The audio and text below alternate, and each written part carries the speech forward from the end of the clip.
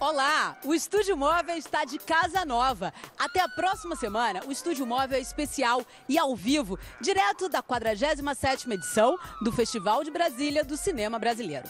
A largada foi dada ontem com a exibição da fita restaurada de Deus e o Diabo na Terra do Sol, filme de Glauber Rocha que está completando 50 anos e que mostra a força e a atualidade do nosso cinema novo. Outro grande homenageado é o documentarista Eduardo Coutinho, que morreu em fevereiro deste ano, mas nos deixou uma extensa filmografia. 7 dos seus filmes estão sendo exibidos aqui no festival. E agora no Estúdio Móvel você confere um trecho do clássico Cabra Marcado para Morrer, que é de 84.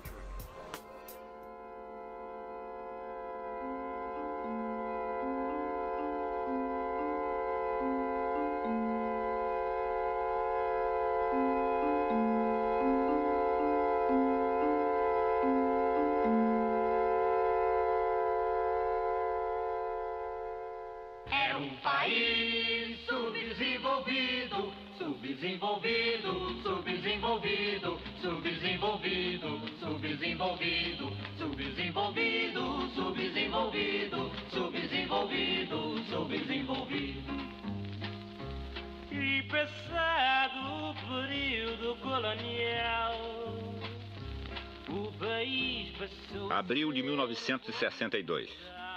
Estas imagens foram filmadas durante a Univolante, uma caravana da União Nacional dos Estudantes que percorreu o país para promover a discussão da reforma universitária. Com os estudantes, viajavam membros do CPC, Centro Popular de Cultura da UNE, que pretendiam estimular a formação de outros centros de cultura nos estados. A imagem da miséria contrastada com a presença do imperialismo. Essa era uma tendência típica na cultura daqueles tempos. Como demonstra esta música, a canção do Subdesenvolvido, um clássico do CPC. Eu já estou aqui, olha, em outro ambiente, percebeu, né? Pois é, esse é o nosso QG. Agora estamos aqui dentro do Cine de Brasília. Vamos transmitir o festival daqui. Você aí é nosso convidado. Eu já estou em boa companhia. Do meu lado, a Beth Formagini, que é pesquisadora, cineasta, documentarista, roteirista, trabalhou em vários filmes do Eduardo Coutinho e realizou o Apartamento 608. Oi, Beth, seja bem-vinda aqui ao Estúdio Móvel. Como é que é para você estar participando dessa homenagem aqui no festival? Olha, é muito emocionante estar homenageando o Coutinho, que é nosso mestre do documentário, um amigo querido que se foi. E também uma alegria porque a gente está trazendo um filme que o Coutinho fez em 58, inédito, um filminho chamado Le Telefone, que vai ser uma surpresa, vai passar 2h30 aqui no festival. Estou trazendo o filme que eu fiz sobre ele, que é um filme... Bom, eu fiz esse filme quando eu estava fazendo com ele a produção do filme Edifício Master. Então é um filme que mostra esse processo de trabalho, como que o Coutinho sofria e entrava em crise cada vez que ele fazia um novo filme. Bom, a gente vai ter bastante assunto, vamos conversar mais hoje com a Beth, mas deixa eu apresentar quem está do lado da Beth, que é o cineasta pernambucano Marcelo Pedroso, que está participando da mostra competitiva do festival com seu filme Brasil S.A. Oi, Marcelo, como é que está a expectativa aí, hein? Tá massa, boa noite. A gente está bem feliz, né? A equipe veio em peso também ao festival, tem muita gente lá de Pernambuco e também de fora, tem na equipe uma pessoa do Paraguai, gente do Ceará, gente espalhada assim, então uma equipe que se dedicou muito ao projeto. A gente finalizou ele há muito pouco tempo, assim, tem algumas semanas, eu acho, que o filme está pronto mesmo, assim, com corte final, com tudo pronto. E vai ser a primeira sessão na capital federal. Isso pra gente é muito importante, porque o filme levanta um debate sobre o Brasil, sobre modelo de país, um certo ideal de progresso que atravessa a sociedade brasileira, e para a gente trazer o filme para cá é bem legal. Boa sorte. Obrigado. Bom, do lado do Marcelo, cineasta paulistano Eugênio Pupo, que também está participando com o seu filme da Mostra Competitiva. Eugênio, e a sua expectativa, hein? Vou te mandar logo a mesma pergunta. Seja bem-vindo também. Obrigado pelo convite. Boa noite a todos. Como é que tá o Sem Pena? Me conta. Sem Pena é uma expectativa grande. É um festival que eu sempre quis estrear, porque tem uma temática muito brasileira, é muito difícil um filme como esse entrar em festivais internacionais. A gente nem se esmerou em escrever em muitos festivais internacionais. E o que a gente sentia que era o perfil do filme era o Festival de Brasília, até por esse viés político, né, que o festival tem. Então a expectativa é grande, o filme é resultado de 5 anos de pesquisa, uma parceria da minha produtora Eco Produções com o IDDD, Instituto de Defesa do Direito de Defesa. E nós nos juntamos porque o IDDD pôde nos ofertar ali a profundidade necessária que a gente queria para abordar a temática de justiça criminal. Bom, boa sorte para você. Acho que o público é que ganha, né, com essa seleção aí do Festival de Brasília. Agora, os nossos convidados não acabam por aqui. Você que está em casa também constrói o programa junto com a gente. Então, participa da nossa interatividade usando a hashtag Estúdio Móvel ao vivo. Você pode participar nas redes sociais, seja no Twitter ou no Facebook. Eu vou estar aqui online lançando ou a sua pergunta ou o seu comentário para os nossos convidados. Então, valendo, já pode mandar. Começar com a Beth. Beth, a gente estava falando um pouquinho do apartamento 608. Como é que foi conhecer o Coutinho naquelas camadas ali trabalhando? Você descobriu coisas dele que até então você não conhecia? Olha, eu trabalho com o Coutinho, já tinha trabalhado em outros filmes, mas quando a gente foi fazer o Edifício Master, aconteceu uma coisa interessante, porque a gente ficou confinado dentro de um apartamento, que é o apartamento 608. E ali, o Coutinho, ali a gente fez que seria um teste de elenco. Isto é, a gente saía procurando os personagens e mostrava para ele. E então ele se desesperava, se descabelava, porque para ele é muito importante que o personagem fosse também um ator, que jogasse com ele esse jogo de cena, né, que a gente vê dos filmes dele, que é realmente uma forma de trabalhar. Acho que só o Coutinho conseguia realizar essa mistura de documentário onde as pessoas se autorrepresentam. Então, fica muito claro o processo de trabalho dele desse filme, porque ele se desespera, que ele não consegue encontrar, está trabalhando com a classe média, e o filme é um pouco isso, né? Eu acho que o Edifício Master foi o filme de maior sucesso dele, mas no meio ele fala, não vai dar filme, fica embora daqui. Vamos dar voz, então, ao Coutinho, que a gente vai mostrar um trechinho aí de apartamento 608. Coutinho, Diga. você morou nesse prédio, né? Eu morei 6 meses, por aí 5 meses. É mesmo? 35 anos, por aí, 36 anos. Mas não dizia que era escândalo, mas não notei nada. Eu vivi 6 meses aqui. Morei com o Nelson Xavier, que é um ator conhecido, depois morei sozinho. Mas tudo bem, me sentia. Não tem mais nada a dizer. Nada, absolutamente nada. Como era Mas vem cá, como é que está sendo para você fazer um filme nesse prédio? O fato de ter morado, não sei se muda muito, não. Indiretamente, inconsciente, pode ter uma função, mas a seriedade que ela fez. Como era a sua vida naquela época? O que você fazia? Era muito ruim. Era muito ruim. Ponto final, tchau. Cortou. Maravilha, né? Poder ver o Coutinho assim em atividade.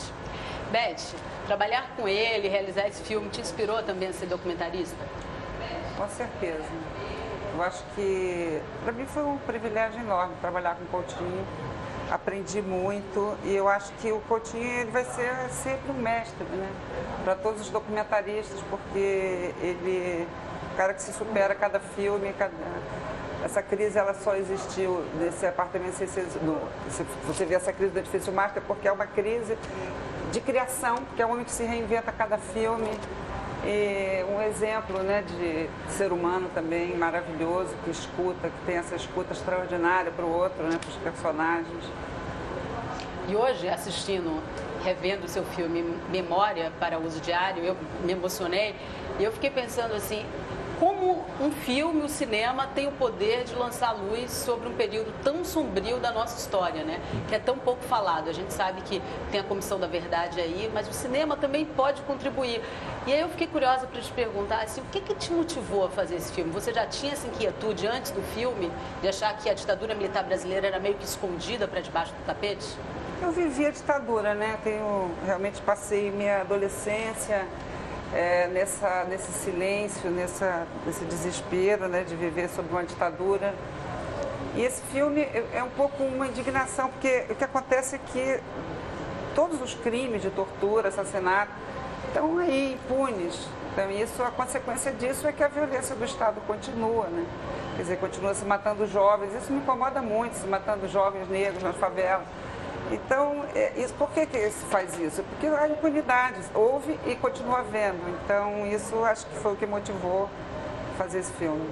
Eu percebo no Sem Pena, do Eugênio Pupo, também essa questão da violência ali pulsando, né? É um filme que você mostra o sistema carcerário, mas também a justiça criminal, assim, coloca o dedo em uma ferida. Imagino que fazendo o filme você deve ter descoberto ainda camadas mais profundas. Como é que foi esse processo, talvez até investigativo para você? Primeiro que assim, eu era absolutamente leigo. Então, nesses 5 anos de pesquisa, com o IDDD, a gente caiu de cabeça e aprendi muita coisa. Mas uma coisa que me chamou muito a atenção é ver como a nossa sociedade é punitiva, como o Ministério Público, o Poder Judiciário é extremamente punitivo, como o Ministério Público prende muito e como a polícia é despreparada.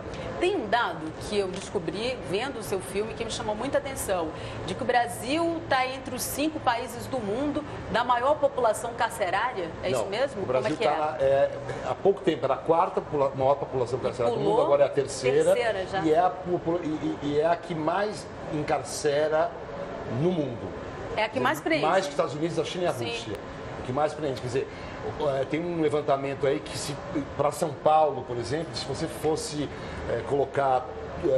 realmente colocar as pessoas, uma lotação ali... Precisaria de 105 presídios, é isso? Eu descobri assistindo. Exatamente. O seu filme, por isso eu vou convidar quem está com a gente ao vivo para ver um trechinho do filme. Tá, a gente volta conversando. Fala, é o seguinte, é que o meu filme não é sobre o sistema prisional, ele faz uma reflexão sobre o sistema de justiça criminal, 360 no sistema de justiça criminal. É isso que a gente vai conferir agora, que o filme já está no ponto. Vem, menino! Passei 12 anos e 6 meses preso. Perdi a minha mocidade na cadeia, não construí uma família, não fiz nada. A primeira vez eu fiquei 3 anos, a segunda vez eu fiquei 2. E a outra vez, né, que eu fiquei 8 anos. Tudo por causa de tráfico de drogas. Vendo imagem aí? Tá. Eugênio, essas imagens, na verdade, são de um teaser, né? Feito antes do filme. 4 anos e meio atrás. O filme mudou muito depois disso? Muito, com certeza. A gente filmou durante 10 meses, 274 horas de material. Filmamos em diversos presídios e filmamos São Paulo, Rio, Brasília e Belo Horizonte. Enfim, eu fiquei até um pouco nessas imagens. Você voltou no tempo, Voltei né? No tempo, ali né? Com essas imagens. Agora, o seu filme para o público, ele também é inédito, assim? Quem vem ao Festival de Brasília vai estar assistindo o filme em primeira mão? Estreia a primeira exibição do filme aqui no Festival de Brasília, filme inédito. Nós aqui terminamos de finalizar há pouco. Bacana. Bom, quem estiver para Brasília, é claro, o convite está lançado, mas quem não estiver na cidade, a gente vai estar ao vivo mostrando o festival até o dia 23, a próxima terça-feira. Então, semana que vem, ainda tem Estúdio Móvel ao vivo falando do Festival de Brasília. Vou com o Marcelo agora. Marcelo, a sua experiência é em documentário, você está aqui participando nessa roda, deve estar super à vontade aqui nessa companhia, mas você está estreando em longa de ficção, né? Você pega a sua experiência como documentarista e aplica aqui, você percebe essa relação? Como é que acontece esse diálogo para você? Eu acho que sim, né? Assim, eu acho que o Brasil é um filme muito implicado pelo momento do país também, assim, ele está muito querendo investigar um encadeamento de desejos ligado a um pertencimento, a uma ideia de nação, ligado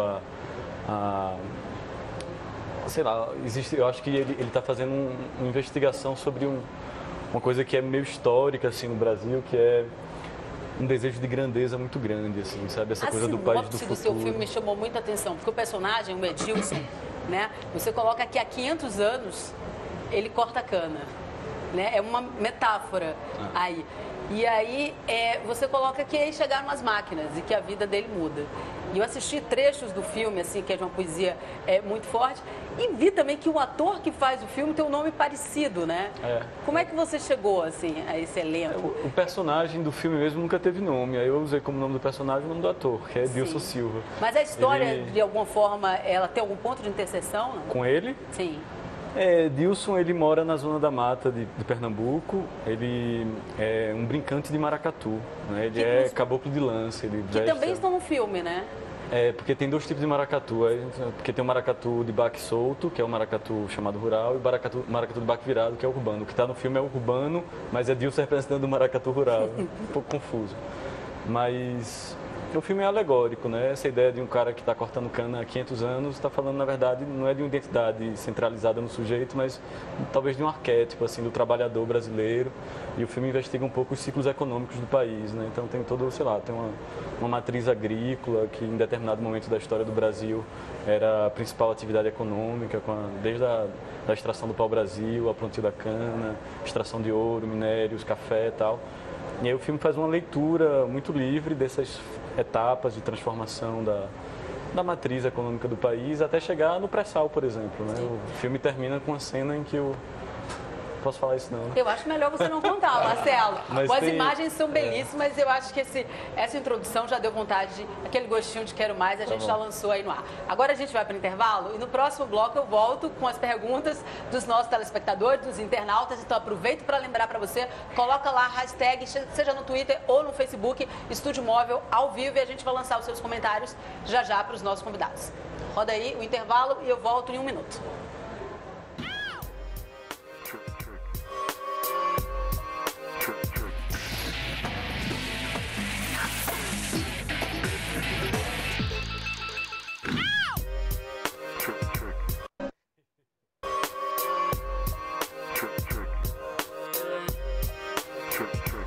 Estamos de volta ao vivo e quando a gente for para o intervalo, o debate continuava aqui no estúdio. Para você que está ligando na TV Brasil agora, vou reapresentar aqui os nossos convidados, a Beth Formagini, que é pesquisadora, documentarista, cineasta também, o nosso cineasta de Pernambuco, o Marcelo Pedroso, e o paulistano Eugênio Pulvo aqui, ambos concorrendo na mostra competitiva no Festival de Brasília. São 6 filmes, 2 aqui representados. Marcelo, eu vou começar com você, com Pacifique, o seu filme anterior, que uma coisa me chama a atenção ali, você construiu o filme a partir de imagens que foram cedidas pelas pessoas que participaram daquele cruzeiro, né? Como é que foi essa questão, assim? Como é que você negociou? Como é que eles cederam essa imagem? Vou te dizer que no primeiro momento eu pensei, ele tornou público imagens privadas, mas depois eu pensei também, no tempo que a gente vive, com as redes sociais, o Facebook, quer dizer, aquelas imagens já não foram feitas para serem coletivizadas?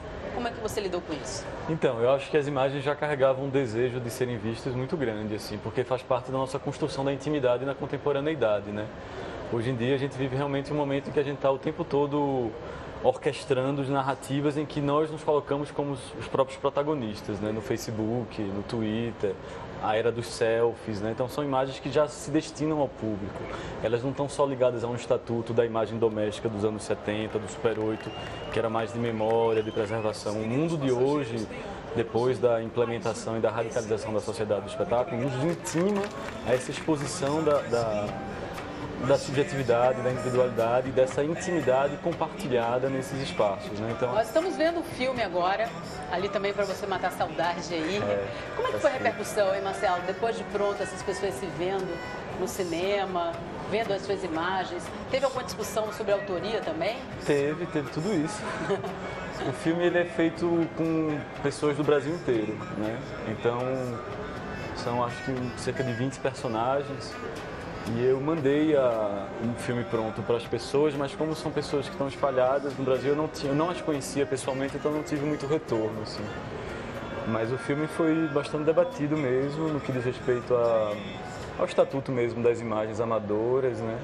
A essa construção de um certo ideal de felicidade, que eu acho que é isso que o que as imagens atestam, no fim das contas, é um pouco isso, né? Assim, o que é que move as pessoas ali naquele navio que promete um paraíso na Terra durante 7 dias, um mundo de consumos e prazeres ilimitados. Né? Algo mudou em você depois de realizar o filme? Que às vezes a gente tem uma visão pré-concebida, né? Sim. O documentário tem esse poder de fazer a gente mesmo repensar, abrir novas caixinhas. Como é que foi para você? Acho que mudou, porque é um filme sobre a classe média brasileira, né? Eu venho da classe média recifense, assim. Eu tinha uma visão muito crítica da classe média, né? Eu continuo ainda mantendo uma certa distância de alguns valores e tal. Então, o filme foi fundado num gesto muito crítico em relação a essa noção, esses valores, esses desejos de consumo que atravessavam o cruzeiro. Perguntei porque eu me vi também no filme. Marcelo, eu tenho que chamar o nosso internauta aqui que tá pipocando de perguntas. Então, vou fazer uma aqui. Quem quiser responde, sai para os 3, que é o Fabrício Persa. Ele diz, amo o documentário. Quero saber se os convidados veem no Brasil um campo fértil, mas ainda tímido na produção de docs. Acho que tem um campo enorme, assim, o documentário vem crescendo muito e até porque são tantas as questões sociais, políticas, econômicas, então tem um ambiente bastante propício para cada vez mais fazer documentário, tanto de questões atuais quanto de reconstituições, de resgates históricos. Eu acho que o documentário cada vez mais tem conseguido um espaço interessante. E as pazes com o público também crescem na mesma proporção? Você acha que as pessoas no Brasil têm ido mais ao cinema assistir documentários? Sem dúvida. Inclusive no Brasil se assiste documentários mais do que até em outros países. Tem pessoas, realizadores franceses, realizadores de outros países que já me falaram isso. Olha, é impressionante você ter um documentário com, vamos dizer, 70 mil, 100 mil espectadores. E eu acho que também a televisão é o espaço privilegiado para o documentário. Então, estou muito feliz agora com a nova legislação em que as TVs estão correndo atrás dos documentaristas, né, porque agora está obrigado você ter produção independente brasileira nos canais a cabo. E enquanto a Beth está aumentando muito a conversa demanda. Com a gente, eu vou pedir o Angeli 24 Horas para a gente ver um trechinho, que é um documentário também, que ela acompanhou o processo criativo do Angeli. E ali teve algum imprevisto, não teve? Que você acabou utilizando no próprio documentário? Previsto? Faltou luz na casa dele, teve um bastidor. Não, aconteceu realmente. Não, porque o que aconteceu, que eu acho que o documentário ele nos traz, que é o acaso, né? Sim. E o Coutinho mesmo dizia que quando você trabalha bem, o acaso trabalha a seu favor. Então, teve um apagão em São Paulo. Que estava filmando. E era 24 horas, literalmente. Tinham 3 câmeras filmando. Uma filmava uma skyline de São Paulo durante 24 horas. Uma filmava as ruas de São Paulo, procurando os personagens do Angeli, Rebordosa, Maratara, entre outros, escrotinhos, e uma outra câmera filmava um bar 24 horas. E teve um apagão, né? E o apagão, inclusive, foi incorporado para o filme, ficou belíssimo esse apagão. Eu vi uma boa sacada. Vou lançar outra pergunta aqui. O nome é engraçado dela, mas ela se identifica como Não Sou Famosinha. E ela diz, queria saber se o caminho para chegar no patamar de fazer um curta ou um longa demora muito, ou é muito sofrido. E aí, vocês fizeram curta, né? Bastante? Tudo depende do que ela quer fazer, né? Quer dizer, muitas pessoas têm uma câmera e não fazem um curta. E muitas pessoas falam, eu queria fazer um curta e eu não tenho uma câmera. Quando, na verdade, depende um pouco dos teus anseios e uma maneira de você viabilizar uma produção barata ali com teus amigos, ou enfim. Acho que o primeiro curta, né? Muitos primeiros curtas nascem assim, né? Eu acho que é só fazer, assim, tem que botar a mão na massa, fazer, escreve um roteiro ou não escreve um roteiro, faz uma sequência de cenas, pega uma câmera, hoje em dia, né, até a câmera do celular é incrível, então acho que depende do que você está planejando, mas normalmente é fácil. Bacana. Bom, gente, eu tenho uma notícia para vocês, que a gente está chegando no final do programa, o tempo voou, eu também estou aqui surpresa. Eu vou continuar com o Eugênio, sem pena, faz um chamado aí, porque o filme realmente abre muita discussão, infelizmente a gente não consegue dar conta aqui, mas qual a mensagem principal, assim, para você, qual o recado que fica do filme? O recado, para mim, é o seguinte, as pessoas, hoje a gente está nesse esgotamento desse modelo de prender. alguma coisa tem que ser feita. O meu filme não aponta soluções. Ele mostra uma série de situações que fazem a pessoa, o público, a sociedade refletir, pensar que nós estamos chafurdados até o pescoço de tanta desgraça. Então, a minha surpresa em fazer esse filme foi descobrir, ver de perto a situação trágica. Muito bom. Olha, é um sacode o recado do filme, as suas palavras. Quero agradecer ao Eugênio, ao Marcelo Pedrosa e também à Beth. Foi um prazer estar aqui com vocês. E lembrar que amanhã, às 6 da tarde, a gente volta ao vivo com outros convidados, conversando agora com o roteirista e também diretor, o Joel Pizzini, e com o Tassiano Valério, que vão estar aqui com a gente. Também o crítico pesquisador e o ator, o Jean-Claude Bernadette. E aí é o seguinte, gente, amanhã é 6 horas, mas tem repeteco às 2 da manhã. Se liga nisso. Beijo enorme, obrigada mais uma vez aos nossos convidados. Desculpa pelo tempo que voou e até amanhã.